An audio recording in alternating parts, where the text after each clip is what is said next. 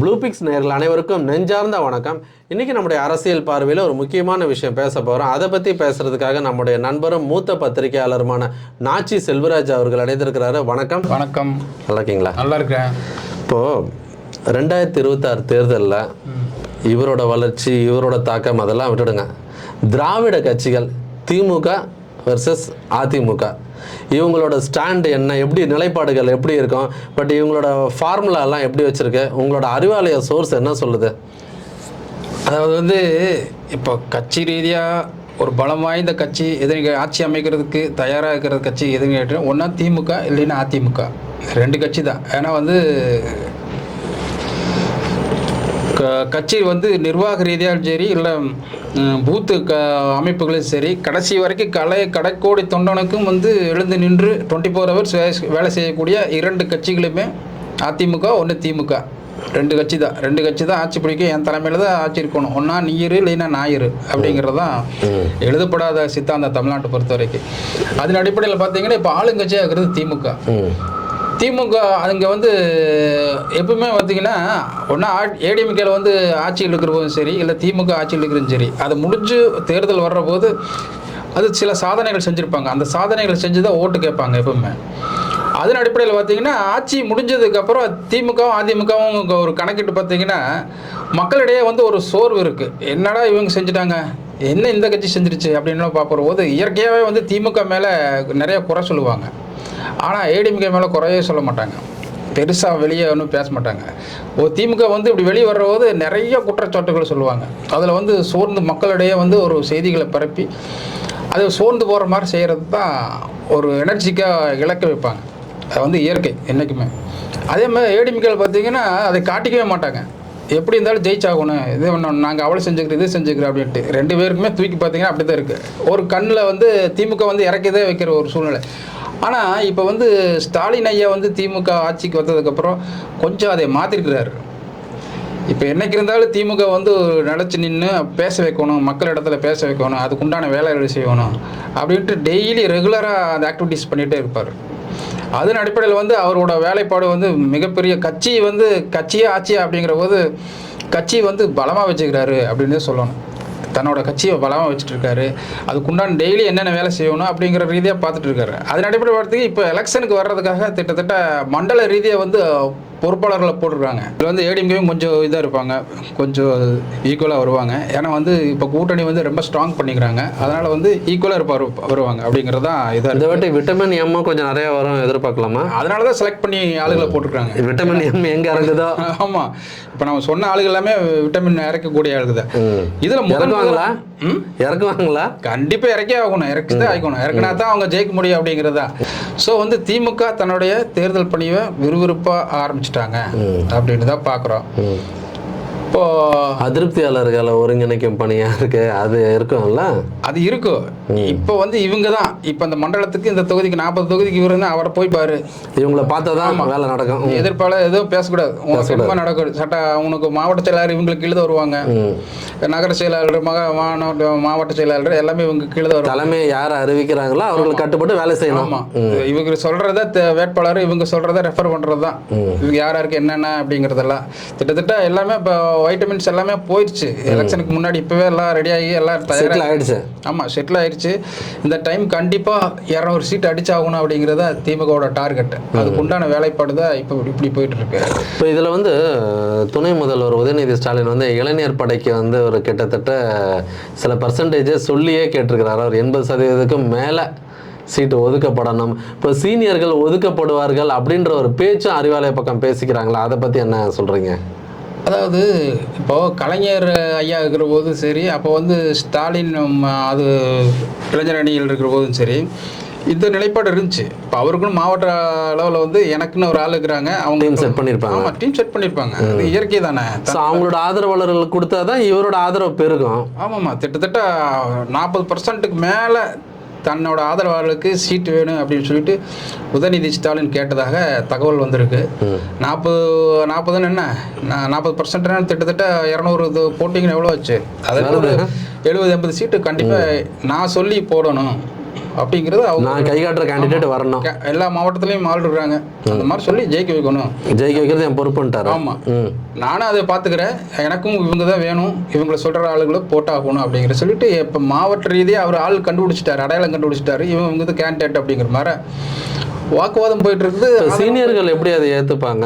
Seniors ஏற்கனவே சொன்னது தான், போன தேர்தல் நிறைய சீனியருக்கு கல்தான் வர சொல்லியிருந்தீங்க லாஸ்ட் டைம், ரொம்ப நாளைக்கு முன்னாடி நீங்கள் பேசும்போது சொல்லியிருந்தீங்க. இப்போ அடிக்கடி ஹாஸ்பிட்டலில் படிச்சுக்கிறவங்களும் சரி, கான்ட்ரவர்சியாக சர்ச்சைக்குரிய பேச்சு பேசுகிறவங்களும் சரி, அப்புறம் எதுவுமே தொழில் செய்யாதவங்களும் சரி, இல்லை தொகுதிக்கே போகாதவங்களும் சரி, அவங்களால வேண்டாம் அப்படின்னு சொல்லி ஒதுக்கி வச்சுக்கிறாங்க, லிஸ்ட் எடுத்து வச்சுட்டாங்க. ஆமாம், இப்போ பொன்முடி வந்து சர்ச்சைக்குரிய மேட்டர் பேசினாரு, அவர் இப்போ இவர் வந்து அடிக்கடி ஒரு தடவை பேசினா போல, 2 தடவை பேசினா போல, அது 3ஆவது தடவை பேசுனது ரொம்ப கண்டிக்கத்தக்கது. ஆமாம், அருவருப்பா பேசியிருக்கிறாரு. ஆமாம், அவர்கிட்ட போனவே மக்கள் முகம் சொல்லிக்கிற அளவுக்கு நடந்துக்கிட்டாரு. அவர் தெரிஞ்சு செஞ்சாரா தெரியாமல் செஞ்சாரா, அவரோட வயசுக்கு இதெல்லாம் தேவையில்லாத பிரச்சனை, ஆனால் செஞ்சுட்டாரு. அவர் வந்து போனால் கூட ஓட்டு போட மாட்டான். அவங்க வந்து லக்ஷ்மணன்ட்டு ஒருத்தர் விழுப்புரம் மாவட்டத்தில் அவங்களே உருவாக்கி வச்சுட்டாங்க. இப்போ அவர் தான் ஹீரோ அப்படிங்கிற மாதிரி ஆயிடுச்சு, எல்லாமே அவர் கீழே தான் வரும் அப்படிங்கிற. அது எல்லா மாவட்டத்திலும் ஒரு செகண்ட் ஹீரோ உருவாக்கி வச்சிருக்காங்க. சீனியர்ஸ் எல்லாம் உங்களுக்கு கஷ்டம்தான், வர்றது ஒரு 6-7 பேருக்கெல்லாம் கஷ்டம்தான். அந்த லிஸ்ட்டில் இவர் பொன்முடி முதல்ல இருக்காரு. ஸோ அப்படி தான் போயிட்டு இருக்கு. ஏடிஎம்கே, அதுதான் ஏடிஎம்கே கேம்ப் எப்படி இருக்கு? ஏடிஎம்கே கேம்ப் வந்து மிக மிக மிக அதே மாதிரி நீங்கள் இப்போ இவ்வளோ நேரம் சொன்னீங்க, நான் பொதுமக்கள் பார்வையிலேருந்து கேட்கும் போது ஒரு திமுக ஒரு தரப்பு நான் சொல்லுவாங்க, திமுக மேலே எந்த அதிருப்தியும் இல்லை. சரி, இவங்க ஏடிஎம்கே வந்து பாஜகவோட கூட்டணி போனதால் ஒரு அதிருப்தியில் இருக்காங்க. அது எல்லாம் ஒரு பக்கம் போக, இந்த தடவை அதிமுக வருவாங்க அப்படின்ட்டு மூத்த பத்திரிகையாளர் ஒரு பக்கம் வந்து அடித்து பேசிக்கிட்டு இருக்காங்க. சரி, நீங்கள் ஆஸ் எ நியூட்ரல் ஜேர்னலிஸ்டாக, நம்ம எப்பவுமே நியூட்ரலாக பேசுவோம், அதை எப்படி பார்க்குறீங்க? இப்போ முதல்ல விட எடப்பாடி அவர்களும் சாமர்த்தியமாக காய் நகர்த்துறாரா, இல்லை பாஜக கூண்டில் மாட்டிக்கிட்டாரா?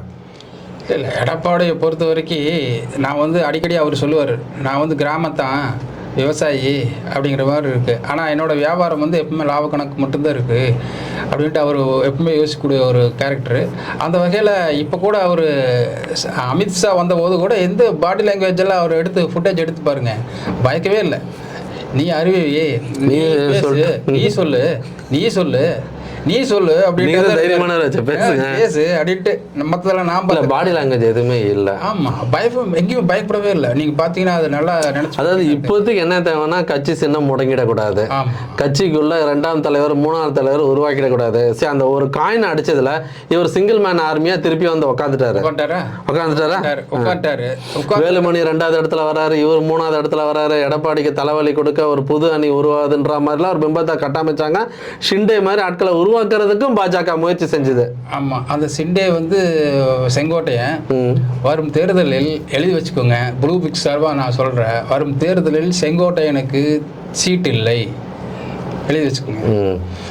செங்கோட்டையனுக்கு பதிலாக ஒரு பெண் வேட்பாளராக அறிவிக்க போறாங்க. கோபிச்செட்டிப்பாளையம், ஈரோடு மாவட்டம் கோபிச்செட்டிப்பாளையத்தில் செங்கோட்டையனுக்கு சீட் இல்லை. இது எடப்பாடியினோட ராஜதந்திரத்தின் ஒரு சின்ன மைல்கல்.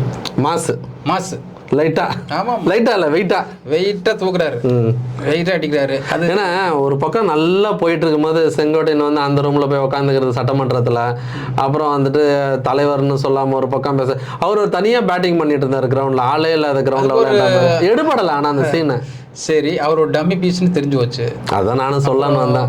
விடுவாரா அவரு? அதுக்கு ஏதோ ஒரு பரிசு தரணும்ல, அந்த பரிசு தான் வந்து சீட் இல்லை அப்படிங்கிறது.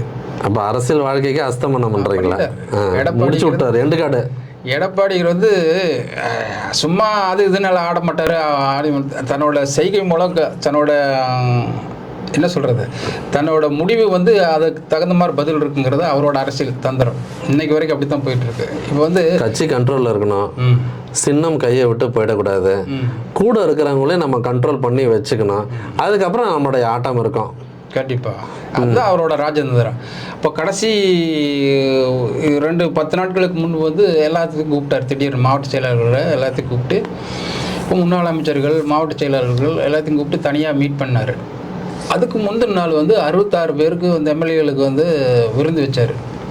விருந்து வச்சு யாரை அதில் வந்து 66 பேருக்கும் வந்து சில பேருக்கு தவிர மற்றவங்களெல்லாம் கூப்பிட்டு ஒழுங்காக தொகுதி போய் பாருங்கள் அப்படின்ட்டு சில வைட்டமின் கொடுத்து சில ஸ்வீட் பாக்ஸிங் கொடுத்து அனுப்பிச்சிட்டாரு. அதுக்கு அடுத்த 2-3 நாளில் வந்து மாவட்ட செயலாளரை கூப்பிட்றாரு. அவங்களுக்கு வந்து ஸ்வீட் பாக்ஸ் 2 ஸ்வீட் பாக்ஸ் எல்லாத்துக்கும் ஏறக்குறைய அது அமௌண்ட் போயிருக்குது. முதல் கட்ட அமௌண்ட் எல்லாத்துக்கும். யார் மனசு நோக்கக்கூடாது. ஆமாம், எல்லாத்துக்கும் சாப்பிடு ஸ்வீட் பாக்ஸ். ஆமாம், போய் சாப்பிடு போய் வேலை பாருன்னு சொல்லி விட்டார். நீ இந்த மாத கடைசியில் மாவட்ட செயலாளருக்கு மீட்டிங் வச்சுருக்காரு. ஸோ வந்து அதிமுக வந்து சலிக்கலை, அவங்களும் வேலை பண்ணிட்டு இருக்காங்க. அவங்களும் வந்து திட்டத்தட்ட புதுமுகங்கள் நிறைய கொண்டு வர போகிறாங்க இந்த எலெக்ஷனில். பரபரப்பாக இருக்குது இந்த எலெக்ஷனில்.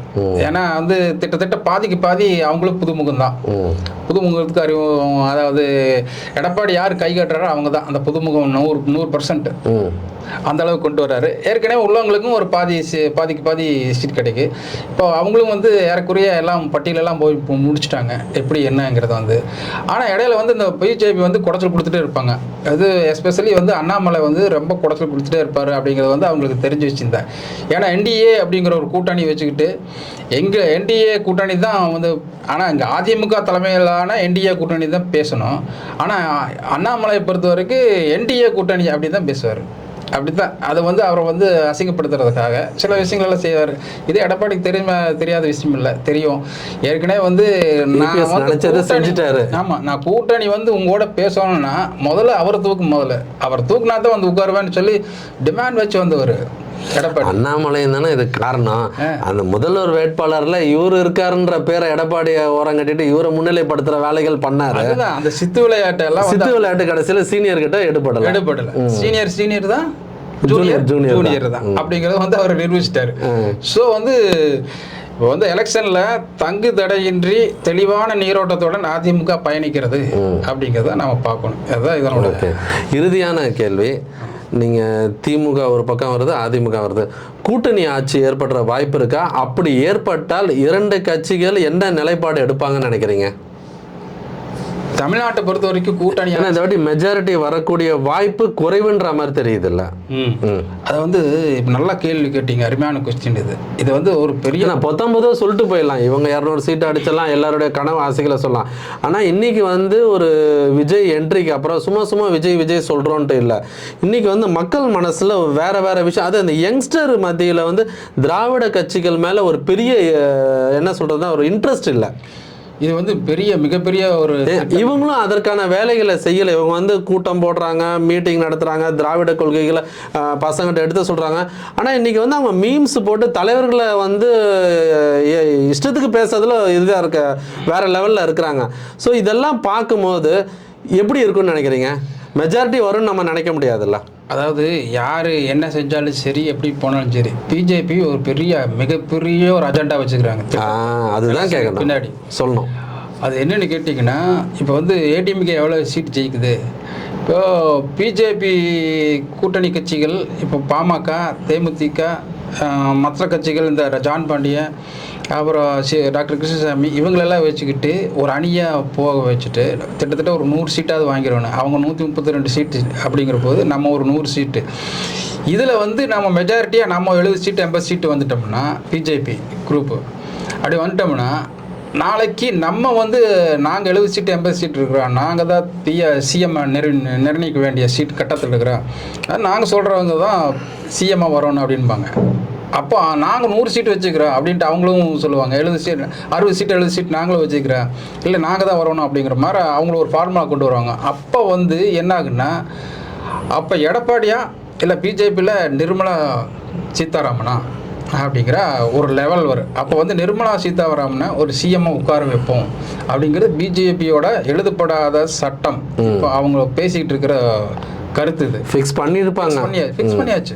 ரிசல்ட்டுக்கு அப்புறம் பார்த்துப்போம், இப்போ விட்டு பிடிப்போன்னு இருக்கலாம். இப்போ அதுக்கு வந்து இந்த நம்ம இதையும் ஏடிஎம்கே எடப்பாடி தரப்பு அவர்களுக்கு தெரியும்ல, நமக்கே தெரியும் போது அதான் சொன்னேன். அவர் தெரியாமல் இருக்குமா? கண்டிப்பாக தெரியும். அதனோட யுத்திகளாக தான் இப்போ அவர் வந்து தனிப்பட்ட முறையில் ஏடிஎம்கே எப்படி வளர்த்து எடுக்கணும், 130 சீட்டுக்கு குறைவாக நம்ம ஜெயிச்சு நம்ம ஷார்ப்பாக சிஎம் சீட்டில் உட்காரணும் அப்படிங்கிறது அவரோட அஜெண்டா. இவங்களும் சில வேலைப்பாடு சில்லாலங்கடி வேலையெல்லாம் பண்ணிட்டு தான் இருக்கிறாங்க. அதுக்கு வந்து உடன்பட மாட்டோம், நிர்மலா சீதாராமன் என்றைக்கும் சிஎம் அப்படிங்கிற மாதிரி இவங்களும் ஒரு குரூப் போயிட்டுருக்காங்க. இதையும் அறியாமல் இல்லை. ஸோ நீயா நானா அப்படிங்கிற போட்டி போயிட்டு தான் இருக்குது. ஸோ வந்து இது எப்படி வேணாலும் மாறலாம் அப்படிங்கிறது தான். ஆனால் திமுகவா அதிமுகவா அப்படிங்கிற நம்ம டாபிக் ஏற்கனவே போயிட்டு இருக்கு. அந்த ரீதியில் வந்து அப்படி எது வேணாலும் வரலாம், அப்படி எது வேண்டுமானாலும் நடக்கலாம் அப்படிங்கிறதான் பொறுத்திருந்து பார்ப்போம் என்ன ஆகணும். அதான் டிடி ரிட்டர்ன்ஸ் நெக்ஸ்ட் லெவல் மாதிரி. நெக்ஸ்ட் லெவலில் யார் வரப்போகிறாங்க, யார் ஜெயிக்க போகிறாங்க, யார் மெஜாரிட்டியில் வரப்போகிறாங்கன்னு பத்திரிகையாளராக நாங்கள் எதுவுமே வந்து சொல்ல முடியாது. மக்கள் நீங்கள் தான் முடிவு செய்வீங்க. உங்களுடைய அழகான ஆழமையான கருத்துக்களை பதிவு செய்தமைக்கு ரொம்ப நன்றி. மீண்டும் ஒரு காணொலியில் சந்திக்கிறேன். நன்றி, வணக்கம். வணக்கம்.